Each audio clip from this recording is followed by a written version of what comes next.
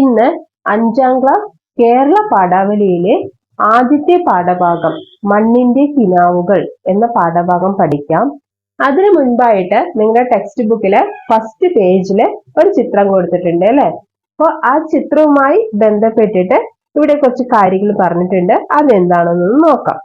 ഇത്തിരി പൂവേ കുരുന്നു പൂവേ. അപ്പോ ഫസ്റ്റ് യൂണിറ്റിന്റെ പേര് തന്നെ ഇത്തിരി പൂവേ കുരുന്നു പൂവേ എന്നാണ്. ഫസ്റ്റ് യൂണിറ്റിന്റെ പേര് ഇത്തിരി പൂവേ കുരുന്നു പൂവേ. മഴയും നോക്കി തിണ്ണയിൽ ഇരിക്കുമ്പോൾ തൊട്ടടുത്ത് മരക്കൊമ്പിൽ ഒരു പക്ഷി തണുത്തു വിറച്ചിരിക്കുന്നു. അപ്പൊ മഴയും നോക്കി തിണ്ണയില് ഇരിക്കുകയാണ്. മഴയും നോക്കി ഉമ്മറത്ത് തിണ്ണയിൽ ഇരിക്കുമ്പോ തൊട്ടടുത്ത് മരക്കൊമ്പില് ഒരു പക്ഷി എന്ത് ചെയ്യുന്നുണ്ട്? മഴയൊക്കെ നനഞ്ഞ് തണുത്തു വിറച്ച് ഇരിക്കുകയാണ്. ഭംഗിയുള്ള ചിറകുകൾ ഇടയ്ക്കിടയ്ക്ക് കുടയുന്നു. അപ്പൊ മഴ നനഞ്ഞ പക്ഷികളെ കണ്ടിട്ടില്ലേ? അതെന്ത് ചെയ്യും? മഴ നനയുന്ന സമയത്ത് അതിന്റെ ചിറകുകളൊക്കെ ഇങ്ങനെ കൊടയും അല്ലെ. അപ്പൊ വിടർത്തി ഇങ്ങനെ കൊടയും. അപ്പൊ അതുപോലെ അതിന്റെ ഭംഗിയുള്ള ചിറകുകൾ അത് ഇടയ്ക്കിടയ്ക്ക് കുടയുന്നുണ്ട്. എന്നെ പോലെ മഴക്കാഴ്ച പക്ഷിക്കും ഒരു രസം തന്നെ. അപ്പൊ മഴയൊക്കെ ആസ്വദിച്ചിട്ടാണ് ഉമ്മറത്തിണ്ണയിൽ ഇരിക്കുന്നത്. അപ്പൊ പറയുന്നത് എന്നെ പോലെ മഴക്കാഴ്ച ആർക്കും ഇഷ്ടമാണ്? പക്ഷിക്കും ഇഷ്ടമാണ്, പക്ഷിക്കും രസം തന്നെയാണ് എന്നാണ് പറയുന്നത്. അപ്പൊ ഇവിടെ ഇപ്പൊ നമ്മളൊരു കാഴ്ച കണ്ടു അല്ലെ. എന്താണ് കാഴ്ച എന്ന് പറയുന്നത്? മഴ നോക്കി ഉമ്മറത്തണ്ണയിൽ ഇരിക്കുന്ന സമയത്ത് മഴ നനഞ്ഞിരിക്കുന്ന ഒരു പക്ഷിയെ കണ്ടു. ആ പക്ഷി എന്ത് ചെയ്യുന്നുണ്ട്? അതിന്റെ ചിറകുകൾ ഇടയ്ക്കിടയ്ക്ക് കുടയുന്നുണ്ട് അല്ലെ. അപ്പൊ ഇതിലെ ഏതെല്ലാം കാഴ്ചകളാണ് നിങ്ങൾക്ക് ഇഷ്ടമായത്? അപ്പൊ ഇവിടെ ഏതെല്ലാം കാഴ്ചകളാണ് നിങ്ങൾക്ക് ഇഷ്ടമായതെന്നാണ് ചോദിച്ചിരിക്കുന്നത്. ഏതൊക്കെയായിരിക്കും? മഴ നനഞ്ഞ പക്ഷികൾ ചിറക് കുടയുന്നു അല്ലെ. അപ്പൊ മഴ നനഞ്ഞ പക്ഷി എന്ത് ചെയ്യുന്നുണ്ട്? ചിറക് കുടയുന്നുണ്ട്. പിന്നെ എന്താണ്? മഴ നോക്കിയിരിക്കുന്ന സമയത്ത് നമ്മൾ സാധാരണ മുറ്റത്തൊക്കെ ഇങ്ങനെ വെള്ളം ചിതറിത്തെറിക്കുന്നത് കാണാറുണ്ട് അല്ലെ. അപ്പൊ മുറ്റത്തെ വെള്ളത്തിൽ കുഞ്ഞു വൃത്തമുണ്ടാകുന്നത് അല്ലെ. മഴ പെയ്യുന്ന സമയത്ത് മുറ്റത്ത് എന്ത് ചെയ്യാറുണ്ട്? വെള്ളത്തിൽ ഇങ്ങനെ കുഞ്ഞു വൃത്തമുണ്ടാകാറുണ്ട് അല്ലെ. അത് നല്ലൊരു രസമുള്ള കാഴ്ചയാണ്. അതേപോലെ തന്നെ മരങ്ങളും ചെടികളും മഴ നനയുന്നു. മരങ്ങളും ചെടികളും മഴ നനയുന്നത് കാണാനും നല്ല രസം തന്നെയാണ് അല്ലെ. പിന്നെന്താണ്? മഴവെള്ളം മണ്ണിൽ മറയുന്നു. അപ്പൊ മഴക്കാഴ്ചയുമായി ബന്ധപ്പെട്ട് ഇത്തരം കാഴ്ചകളെല്ലാം തന്നെ കാണുന്നത് വളരെ രസകരമായിട്ടുള്ള കാര്യമാണ് അല്ലെ. ഇനി നമുക്ക് ആ ആദ്യത്തെ പാഠഭാഗം നോക്കാം. ആദ്യത്തെ പാഠഭാഗത്തിന്റെ പേര് മണ്ണിന്റെ കിനാവുകൾ. ആദ്യത്തെ പാഠഭാഗത്തിന്റെ പേര് മണ്ണിന്റെ കിനാവുകൾ. ഇതൊരു കവിതയാണ്. ഈ കവിത എഴുതിയത് പ്രശസ്ത ബാലകവിയായിട്ടുള്ള പി മധുസൂദനനാണ്. ഭൂമി പാടുന്ന ശീലുകൾ, ഭൂമി പാടുന്ന ശീലുകൾ എന്നുള്ളതിൽ നിന്ന് എടുത്തിട്ടുള്ളതാണ് മണ്ണിന്റെ കിനാവുകൾ എന്ന കവിതാഭാഗം. അപ്പൊ നമുക്ക് കവിതാഭാഗം നോക്കാം. മണ്ണിന്റെ കിനാവുകൾ. കിനാവുകൾ എന്ന് പറഞ്ഞാൽ എന്താണ്? സ്വപ്നങ്ങൾ ട്ടോ. കിനാവ് എന്ന് വെച്ചാൽ സ്വപ്നമാണ്. അപ്പൊ മണ്ണിന്റെ കിനാവുകൾ എന്ന് വെച്ചാലോ മണ്ണിന്റെ സ്വപ്നങ്ങൾ അല്ലെ. മണ്ണിന് എന്തൊക്കെ സ്വപ്നങ്ങളാണ് ഉള്ളത് എന്ന് നമുക്ക് നോക്കാം. പൊൻവെയിലിൽ കുരുത്ത മുക്കുറ്റികൾ, പൂനിലാവ് നുകർന്ന പൂത്തുമ്പകൾ, സന്ധ്യ നെഞ്ചത്തെടുത്തു ലാളിച്ചതിൻ ചന്തമാകെ പകർന്ന ജമന്തികൾ. ഇവിടെ കുറെ പൂക്കളെ കുറിച്ചാണ് പറഞ്ഞിരിക്കുന്നത് അല്ലെ.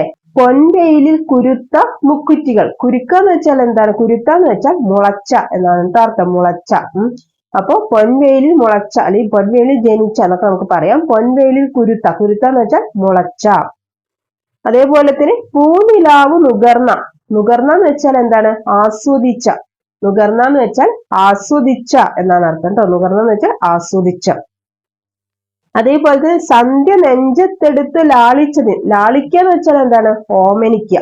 ലാളിക്കുക എന്ന് വെച്ചാൽ ഓമനിക്കുക. അപ്പൊ ഈ കവിതയുടെ ആദ്യ ഭാഗത്ത് പലതരത്തിലുള്ള പൂക്കളുടെ പ്രത്യേകതകളെ കുറിച്ചാണ് കവി പറയുന്നത്. അപ്പൊ അത് എന്തൊക്കെയാണ് എന്നാണ് നമ്മളിപ്പോ വായിച്ചത്. അതായത് ഇവിടെ കവി മുക്കുറ്റിപ്പൂവിനെ വർണ്ണിച്ചുകൊണ്ടാണ് കവിത എന്ത് ചെയ്യുന്നത്? തുടങ്ങുന്നത് ട്ടോ. ഈ കവിത ആരംഭിക്കുന്നത് മുക്കുറ്റിപ്പൂവിനെ വർണ്ണിച്ചുകൊണ്ടാണ്. എങ്ങനെയാണ് മുക്കുറ്റിപ്പൂവിനെ വർണ്ണിക്കുന്നത്? സ്വർണ്ണ നിറമുള്ള വെയിലിൽ നിന്നും ജനിച്ചവരാണ് മുക്കുറ്റികൾ എന്നാണ് കവി പറയുന്നത്. പൊൻവെയിൽ. പൊൻവെയിൽ എന്ന് വെച്ചാൽ എന്താണ്? സ്വർണ്ണ നിറമുള്ള വെയിൽ. അപ്പൊ സ്വർണ്ണ നിറമുള്ള വെയിലിൽ കുരുത്ത. കുരുക്ക എന്ന് വെച്ചാൽ മുളയ്ക്കുക അല്ലെ, അല്ലെങ്കിൽ ജനിക്കുക എന്നൊക്കെ പറയും. അപ്പൊ സ്വർണ്ണ നിറമുള്ള വെയിലിൽ നിന്നും ജനിച്ചവരാണ്, സ്വർണ്ണ നിറമുള്ള വെയിലിൽ കുരുത്തവരാണ് ആര്? മുക്കുറ്റിപ്പൂക്കൾ എന്നാണ് കവി പറയുന്നത്. അതായത് മുക്കുറ്റിപ്പൂവിന്റെ ഭംഗിയാണ് കവിയുടെ സൂചിപ്പിക്കുന്നത്. മുക്കുറ്റിപ്പൂവിന്റെ ഭംഗിയാണ് കവിയുടെ സൂചിപ്പിക്കുന്നത്. അപ്പൊ വെയിലിന്റെ നിറവും മുക്കുറ്റിയുടെ നിറവും ഒരുപോലെയാണ് അല്ലെ. വെയിലിന് ഒരു തിളങ്ങുന്ന സ്വർണ്ണ മഞ്ഞ കളറാണ് ഉള്ളത് അല്ലെ, മഞ്ഞ നിറമാണ് ഉള്ളത്. അപ്പൊ മുക്കുറ്റിപ്പൂവിനും എന്താണ്, മഞ്ഞ നിറമാണ്. അപ്പോ വെയിലിന്റെ നിറവും മുക്കുറ്റിയുടെ നിറവും ഒരുപോലെയാണെന്നുള്ള ഒരു അർത്ഥമാണ് കവി ഇവിടെ കൊടുക്കുന്നത്. ഇനി അടുത്തത് ഏത് പൂവിനെ കുറിച്ചാ പറയുന്നത്, തുമ്പപ്പൂവിനെ അല്ലെ. എങ്ങനെയാ പറയുന്നത്, പൂനിലാവ് നുകർന്ന പൂത്തുമ്പകൾ, പൂനിലാവ് നുകർന്ന പൂത്തുമ്പകൾ എന്നാ പറയുന്നത് അല്ലെ. അപ്പോൾ തുമ്പപ്പൂക്കളെ എങ്ങനെയാണ്, നിലാവുമായിട്ടാണ് കവി എന്ത് ചെയ്യുന്നത്, താരതമ്യം ചെയ്യുന്നത് കേട്ടോ. തുമ്പപ്പൂക്കളെ നിലാവുമായിട്ട് കവി താരതമ്യം ചെയ്യുന്നു. എങ്ങനെയാ പറയുന്നത്, തുമ്പപ്പൂക്കൾ നിലാവ് പോലെ വെണ്മയുള്ളതാണ് അല്ലെ. തുമ്പപ്പൂവിന് വെളുത്ത കളറല്ലേ, അപ്പോ തുമ്പപ്പൂക്കൾ നിലാവ് പോലെ വെണ്മയുള്ളതാണ് എന്നാണ് പറയുന്നത്. ഇനി അടുത്തത് ഏതിനെയാണ് പറയുന്നത്, ജമന്തി പൂവിനെ കുറിച്ചാണ് അല്ലെ.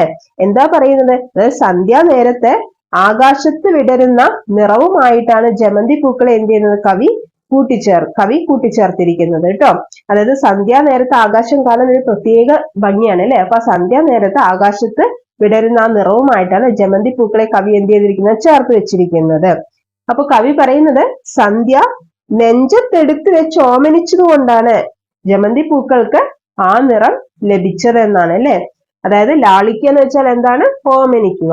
അപ്പൊ സന്ധ്യ നെഞ്ചത്തെടുത്ത് വെച്ച് ലാളിച്ചത് കൊണ്ടാണ്, സന്ധ്യ നെഞ്ചത്തെടുത്ത് വെച്ച് ഓമനിച്ചത് കൊണ്ടാണ് ജമന്തി പൂക്കൾക്ക് ആ നിറം ലഭിച്ചതെന്നാണ് പറയുന്നത്. മഞ്ഞ നക്ഷത്രം എന്ന പോൽ വെയിലിൽ മഞ്ഞണിഞ്ഞു വിരിഞ്ഞ കോളാമ്പികൾ, കാറ്റിലേക്ക് സുഗന്ധം എല്ലായ്പ്പോഴും ചേറ്റി നിൽക്കും പനിനീർ മലരുകൾ. ചേറ്റി നിൽക്കുക എന്ന് വെച്ചാൽ സുഗന്ധം പരത്തുക എന്നാണ് കേട്ടോ അർത്ഥം.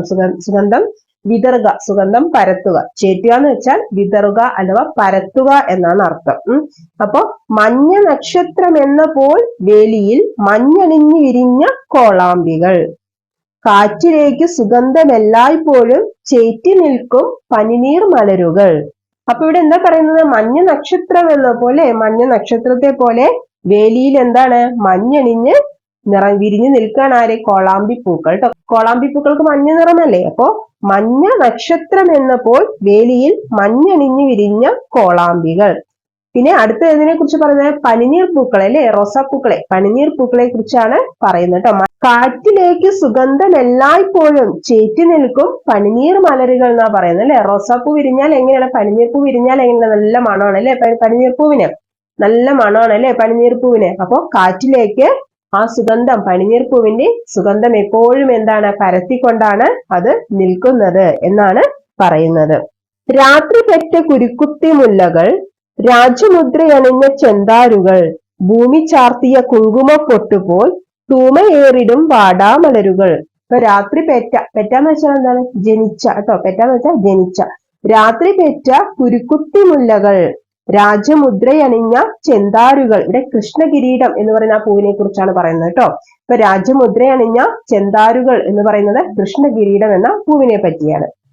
ഭൂമി ചാർത്തിയ കുങ്കുമ പൊട്ടുപോൽ തൂമയേറിടും വാടാമലരുകൾ. തൂമ എന്ന് വെച്ചാൽ ഭംഗി, തൂമ എന്ന് വെച്ചാൽ ഭംഗി എന്നാണ് അർത്ഥം കേട്ടോ. ഇപ്പൊ മുല്ല പൂക്കുന്നത് രാത്രി കാലങ്ങളിലാണ് അല്ലെ. അപ്പൊ കുരുക്കുത്തി മുല്ലകൾ വിടരുന്ന എപ്പോഴാണ്, രാത്രിയിലാണ്. അതുകൊണ്ടാണ് രാത്രിയിൽ ജനിക്കുന്നവരാണ്, രാത്രിയിൽ ജനിച്ചവരാണ് കുരുക്കുത്തി മുല്ലകൾ എന്ന് കവി പറയുന്നത്. ഇനി അടുത്ത ഏതിനെ കുറിച്ചാ പറയുന്നത്, കൃഷ്ണകിരീടം അല്ലെ. കൃഷ്ണകിരീട പൂവിനെ കുറിച്ചും അതേപോലെ തന്നെ വാടാമല്ലി പൂക്കളെ കുറിച്ചുമാണ് കവി പറയുന്നത് അല്ലെ. അപ്പൊ കൃഷ്ണകിരീടം എന്ന് പറയുന്ന ആ പൂവിനെ കാണാനായിട്ട് കിരീടാകൃതിയിലാണ് ഉള്ളത് അല്ലെ. കൂട്ടുകാർ കണ്ടിട്ടില്ലെങ്കിൽ അതൊന്ന് കണ്ടു നോക്കൂ കേട്ടോ. അപ്പൊ അതിന്റെ ആകൃതി എന്ന് പറയുന്നത് എങ്ങനെയാണ്, കിരീടത്തിന്റെ ആകൃതിയാണ്. അതുകൊണ്ടാണ് അതിന് കൃഷ്ണകിരീടം എന്ന പേര് വന്നത് കേട്ടോ. അപ്പൊ പൂക്കളെ കാണാൻ കിരീടത്തിന്റെ ആകൃതിയാണ് ഉണ്ടാവുക. ഇനി അതേപോലെ തന്നെ ഭൂമിയിൽ അണിഞ്ഞ കുങ്കുമ പൊട്ട് പോലെ ഭംഗിയുള്ളവരാണ് ആരെന്ന് പറയുന്നത്, വാടാമല്ലിപ്പൂവുകൾ എന്നാണ് കവി പറയുന്നത്. പൂക്കൾ എത്രയോ പൂക്കളി ഭൂമിതൻ മക്കളായി പിറക്കുന്ന നിത്യവും. നിത്യവും എന്ന് വെച്ചാൽ ദിവസവും കേട്ടോ. നീലവാനം മിഴികളിലുള്ളവർ, നീർക്കണങ്ങളാൽ മാല ചാർത്തുന്നവർ, ഏതു ചൂടിലും വാടാതെ നിൽപ്പവർ, ഏതിരുട്ടിലും മന്ദഹസിപ്പവർ. നീലവാനം മിഴികളിലുള്ളവർ, നീർക്കണങ്ങൾ, നീർക്കണം എന്ന് വെച്ചാൽ വെള്ളത്തുള്ളി കേട്ടോ. നീർക്കണങ്ങളാൽ, നീർക്കണം എന്ന് വെച്ചാൽ വെള്ളത്തുള്ളി. ചാർത്തുക എന്ന് വെച്ചാൽ അണിയുക, ചാർത്തുക അണിയുക. അപ്പോ എല്ലാ ദിവസവും എത്രയോ പൂക്കളാണ് ഭൂമിയുടെ മക്കളായി പിറക്കുന്നത് എന്ന് കവി പറയുന്നു. അതായത് പൂക്കളെല്ലാം തന്നെ ഭൂമിയുടെ മക്കളാണ് എന്നാണ് കവി പറയുന്നത്. അപ്പോ ഇനി വരുന്ന ഭാഗങ്ങളിൽ പൂക്കളുടെ സവിശേഷതകളെ കുറിച്ചാണ് കവി പറയുന്നത്. എന്തെല്ലാം സവിശേഷതകളാണ് പൂക്കൾക്കുള്ളത് അതെല്ലാമാണ് കവി ഇവിടെ എടുത്തു പറയുന്നത്. കവിയുടെ പൂക്കളെ ഭൂമിയുടെ മക്കളായാണ് വർണ്ണിക്കുന്നത്. അതായത് ദിവസവും ഒരുപാട് പൂക്കൾ മണ്ണിലേക്ക് പിറന്നു വരുന്നുണ്ട് അല്ലെ, മണ്ണിലേക്ക് പിറന്നു വീഴുന്നുണ്ട്. അപ്പൊ ഭൂമിയിൽ പിറന്നതിന് ശേഷം കണ്ണ് തുറക്കുമ്പോ അവർക്ക് ആ കണ്ണിൽ പ്രതിഫലിക്കുന്ന എന്താണ്? വിശാലമായ നീലാകാശമാണ്. അതായത് നീലവാന മിഴികളിലുള്ളവരാണ് പൂക്കൾ എന്ന് പറയുന്നു. വിശാലമായ നീലാകാശത്തെയാണ് പൂക്കൾ വിടരുമ്പോൾ എന്ത് ചെയ്യുന്നത്? കാണുന്നത് അല്ലെ. പൂക്കൾ വിടരുമ്പോൾ അവർ കാണുന്നത് എന്താണ്? വിശാലമായ നീലാകാശത്തെയാണ്.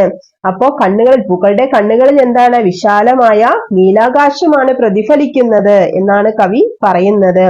അവരുടെ കണ്ണുകൾ അടയുന്നത് വരെ അവരുടെ കാഴ്ച എന്താണ്? അത് തന്നെയാണ്. ഇപ്പൊ നീലാകാശത്തെ കണ്ടുകൊണ്ടാണ് അവർ നിൽക്കുന്നത് എന്നാണ് പറയുന്നത്.